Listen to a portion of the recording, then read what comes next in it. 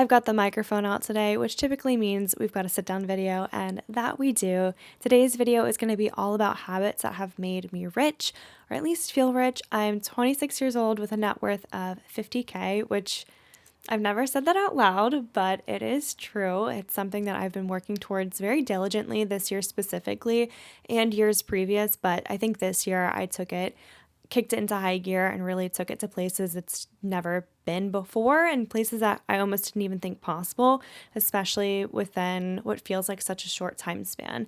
And I'm going to break it down for you guys. I'm not a financial advisor, but this is just what's worked for me. So first and foremost, I want to define my version of rich. My version of rich is having the security of my finances backing me up and enable me to make risky career decisions or moves that other people might shy away from because they feel like the risk is not worth reward, versus I have that foundational stable structure to allow me to move around in ways that maybe some people deem too risky. I've been strategizing and learning and educating myself all in personal finances, and that stability has been one of the biggest things that I've been working to achieve, and I feel like I have it. On top of that is I'm not sacrificing seeing family or attending events or anything with my free time that I want to do.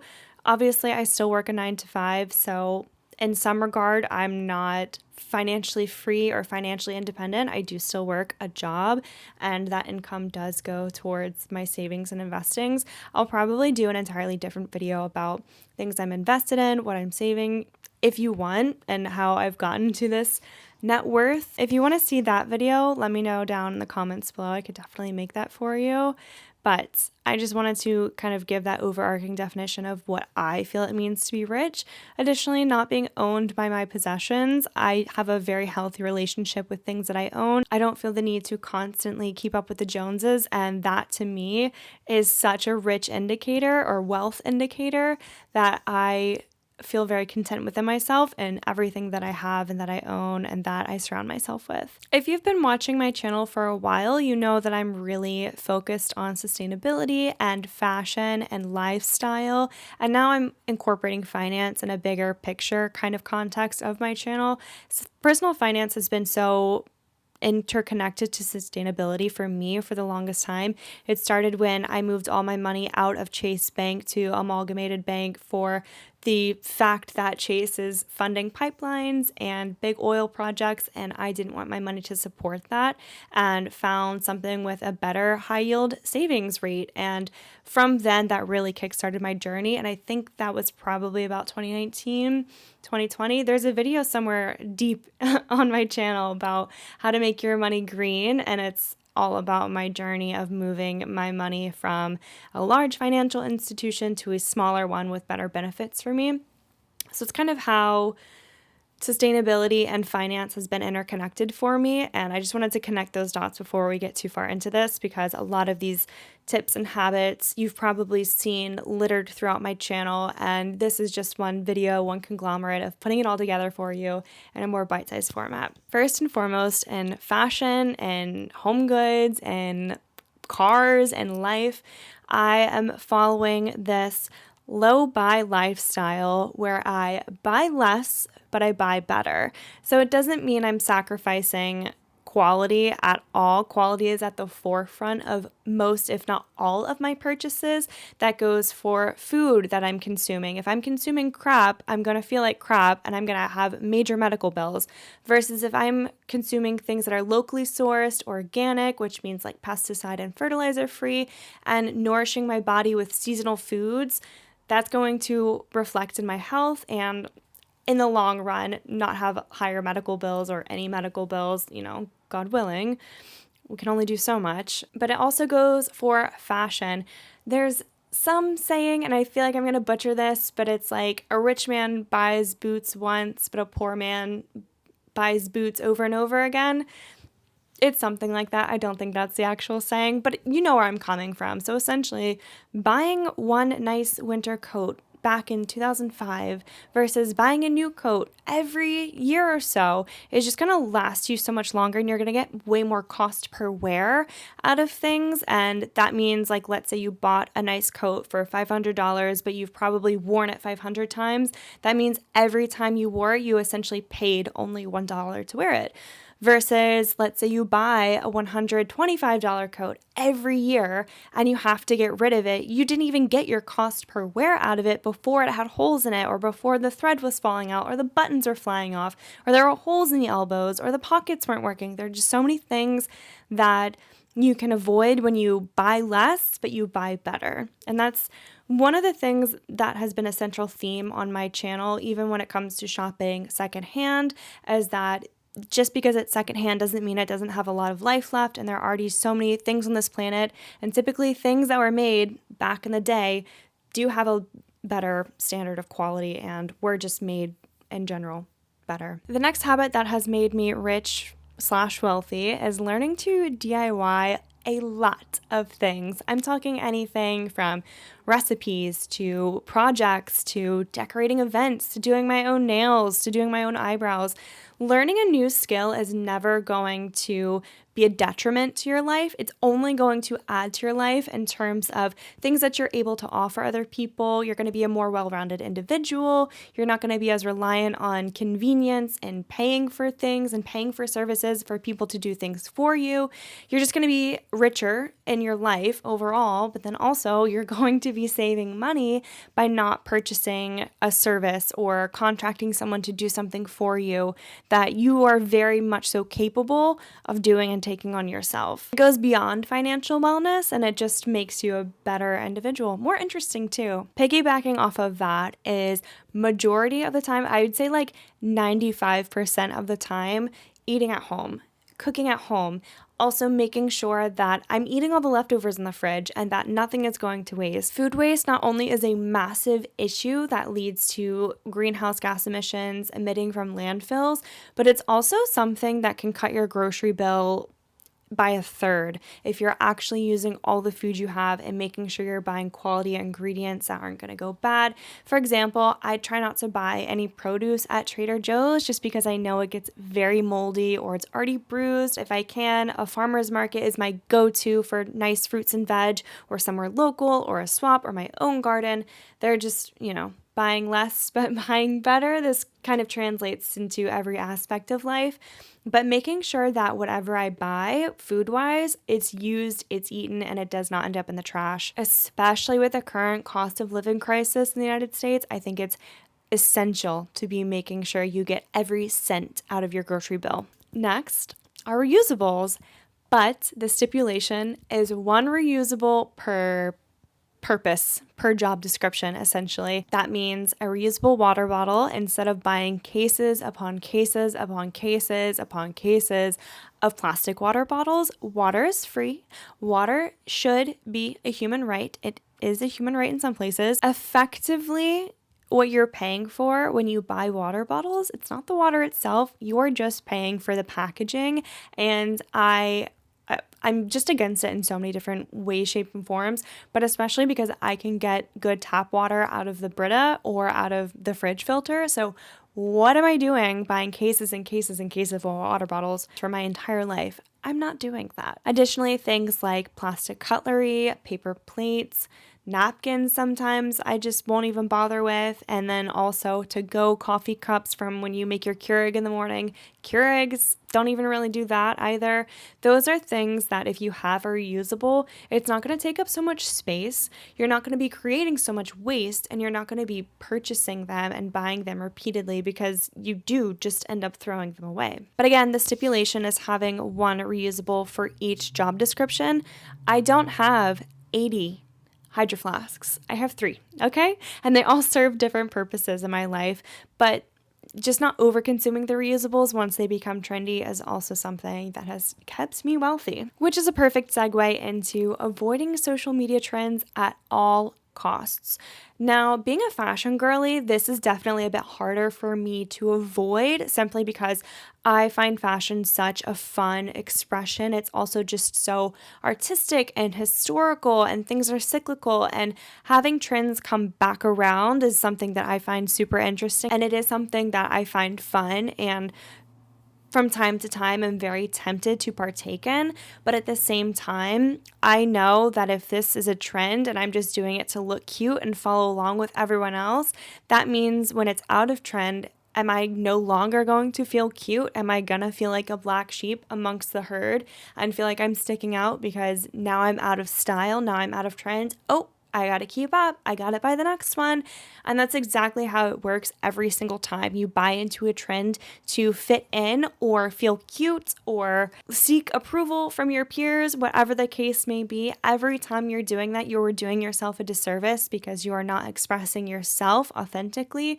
You are going along with the crowd, and whatever the crowd tries to sell you next, you are most likely going to buy. So that goes for anything and everything that I mentioned in my de-influencing you part 1 video. I definitely am going to make a part 2 at some point. Avoiding trends, especially as a younger person and before my frontal lobe closed, has definitely kept way more money in my pocket than if I were to try to chase every single trend that was out there every single season. And a little tip I have for online shopping: don't save any of your cards to any of your accounts. Yes, do not save it into your Google Chrome extension. I want you to delete everything, and that way, anytime you're shopping and you're going to check out online, you physically have to get up, go to your purse or your bag, get out your wallet, get out your card, type in the numbers every single time. It's going to slow down your transaction time so incredibly much and make you pause, take a beat just for a second right before you get up to go get your wallet to think, do I really need that? The answer is probably not. Or maybe you could find it alternatively somewhere else. Which brings me to my next point.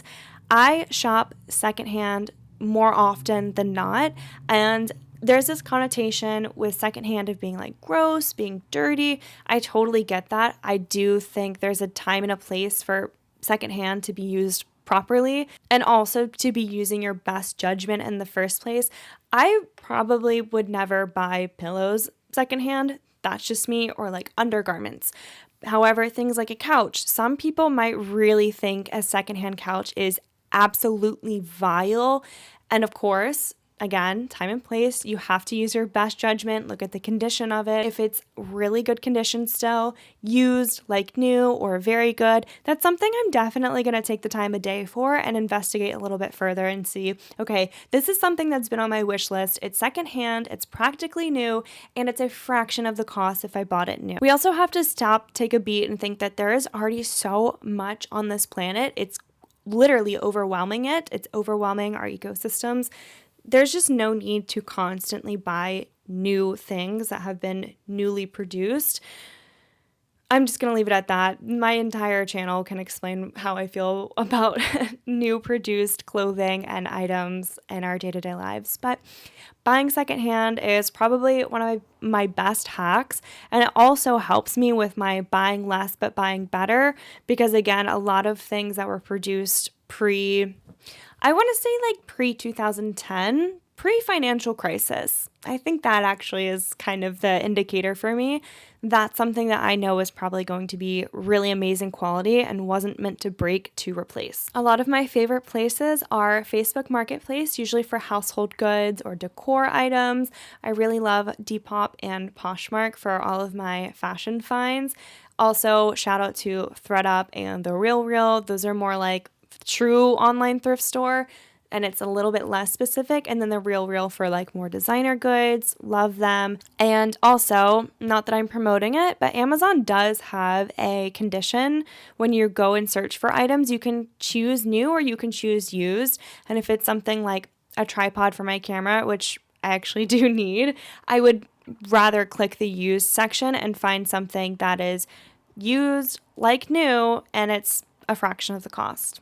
Speaking of things being a fraction of the cost, I have implemented this new thing of never paying full price for anything, which obviously is great if you can find it, but I do this for things that I know are my holy grail products or that I use time and time again, things that I just know I'm going to use up. I'm going to buy them. I'm not talking about things that I've never tried before and it's on sale and I gotta get it before it goes away, or when you log on to somewhere and it's like, sign up for emails and get 10% off. That's not really what I'm talking about. And of course, unless you've had your eye on something and there's a coupon, that's more what I'm talking about. For example, I fully restocked my skincare routine because Ulta was having a 20% off site-wide. That is something I'm going to take advantage of versus waiting until day dot when I run out of everything and then replacing it for full price.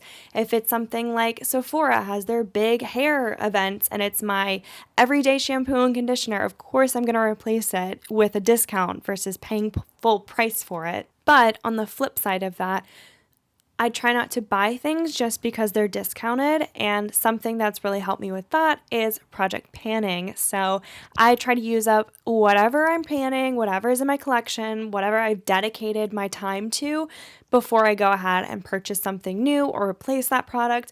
A really good example for me is I worked my way all the way through this e.l.f. camo concealer that was super thick. And I finally graduated to a concealer that I absolutely love and adore, but I wasn't going to do it just to do it and have like multiple concealers. I only have one face. I only have two eyes.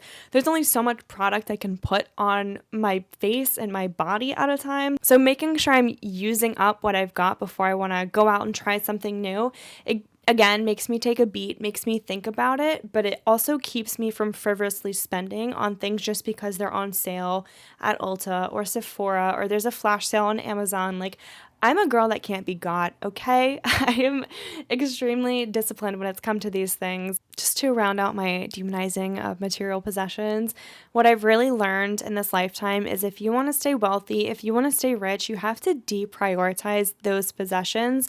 Otherwise, chasing them genuinely will take over your life and will take over your finances.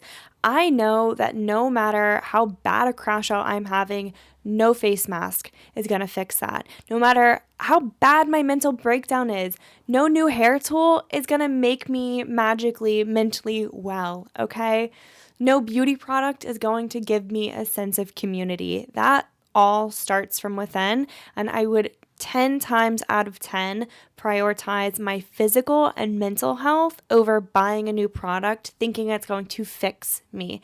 And this isn't anyone's fault. These brands are aligned with aspiration. So you think that you have something wrong with you. This product is very aspirational. It's marketed in that way, and then it's going to fix you. It's obviously not how these things work, but brands would not be multi-billion-dollar brands if you didn't think that way. So my biggest advice, especially if you're younger and your frontal lobe is still developing, I'm going to mention that a lot because for me, that's when things really, really clicked and shifted. I'm going to hold your hand when I say this. I really need you to detach and deprioritize material possessions in your life, whether it's decor that you think is going to give you this aspirational aesthetic and it's going to fix your insomnia, or whether you think it's a face mask or any beauty product or skincare or hair care that's going to turn you into a supermodel and your life's going to be perfect afterwards. It's not you, it's them. And what you should prioritize instead is your physical and mental wellness, and pour money into that instead. Getting into the more nitty-gritty financial side of things, I make sure to always pay myself first. I pay myself money that I don't even see. It just disappears automatically and gets automatically invested or automatically saved, taken right out of my paycheck every single Friday, deposits every single Monday, like clockwork, and I don't have to think about it. And that's also another tip about paying yourself first, is you want to make it as automatic as possible so you're not thinking about it and doing math every single time payday rolls around. That way these investments just happen without you noticing them. And you also want to put them in a place that's a little bit harder to get to. You don't want to be taking out any of your investments or any of your savings before it's time. You want them to grow and accumulate interest and dividends and gains before you just take it all out and have to pay major taxes on it. I do have on my TikTok payday routines. I'll link my TikTok down below. It's not the same username because TikTok for me is just very, very casual. So I'll leave my TikTok link down below. It's much more casual over there, and you guys can see my payday routines that I post every single Friday. I also really, really, really try not to splurge on unnecessary purchases, obviously, but things that I don't feel like I've earned or that I'm just buying just because. I really don't do that. I have to feel like I earned it or there's a sense of purpose behind this purchase in terms of either it's aligning with my lifestyle or if it's a goal that I've had for a really, really long time, or if it's going to help me make that next level up. For example, I really want a new camera, but I'm not doing that until I hit at least 2,000 subscribers just because it feels like I've earned it and I've worked towards having this new gadget. And I've used this one for 5 years now. I definitely feel like I've gotten my cost per use out of it. Not really cost per wear. And it's kind of time to graduate to something maybe new, something better. But again, I want to feel like I've earned it first versus just splurging on things. But also what's really great is I'm now at a point where my gains and my interest can help me pay for the things that I feel like I've earned. For example, going to Paris was an absolute treat and not something that we do just because kind of travel. We just don't go on vacations because we want to. It's something that's more dedicated. It's more thought out of like why we're going, what we're celebrating.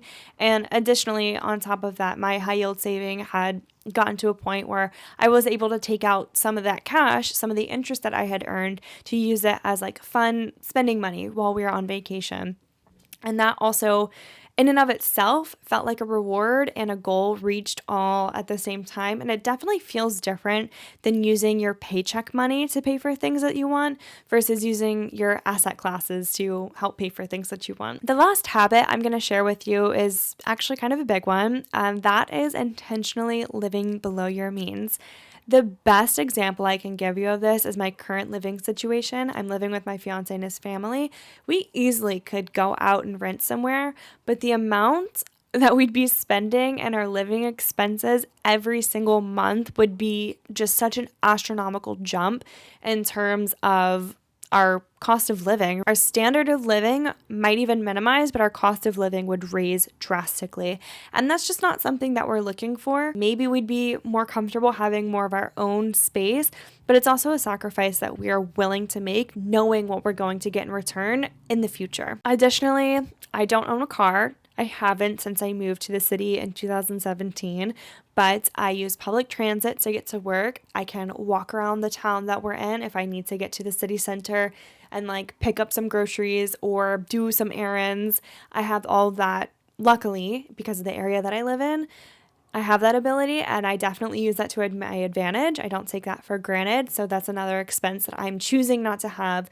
And if I need to borrow the car, I borrow a car, but for the most part, it's not something that's been an issue for me, and it's not something that I can foresee myself needing ever, really, like truly needing. And I think having one car, or just if you live in a city where you don't need a car, it's definitely a good way to live well below your means and not take on that extra added expense monthly that can genuinely drain some people. I hope this video gives you a little bit of insight into the habits and discipline and kind of frame of mind that I'm in that have gotten me to where I am today. I am currently 26 years old. I am just on track to invest and save as much as I possibly can to help my future self out down the line while still living life and enjoying it in a way that's meaningful, it's purposeful. And I also really wanted to share this because I'm the type of person that as I'm doing something, as I'm learning something new, I really, really, really want to talk about it and share it with people and maybe teach some people some things along the way. And I hope you enjoyed this video. If you did, obviously subscribe. I'm trying to get a new camera. I'm trying to hit 2,000 subscribers so I can make that happen, get these videos a little bit higher quality for you all. Definitely like this video if you enjoyed this more financial kind of topic. Again, I'm not a financial advisor. This is not financial advice. These are just like mindset shifts and money moves that I've made that I want to share with you, and hopefully they helped you a little bit or at least sparked your interest to continue reading up on the topic and learning more about personal finance and financial freedom as a whole. I know it's a journey that I feel like I've been on for ages, but but it's definitely feeling like it's starting to pay off. So the sooner you start, the better. Again, comment down below if you guys want to learn more about how I started investing and what I'm really invested in and kind of my journey thus far and where I'm at. I'll catch you guys in my next video. Until then, don't forget to be kind to yourself, others, and the planet. Bye.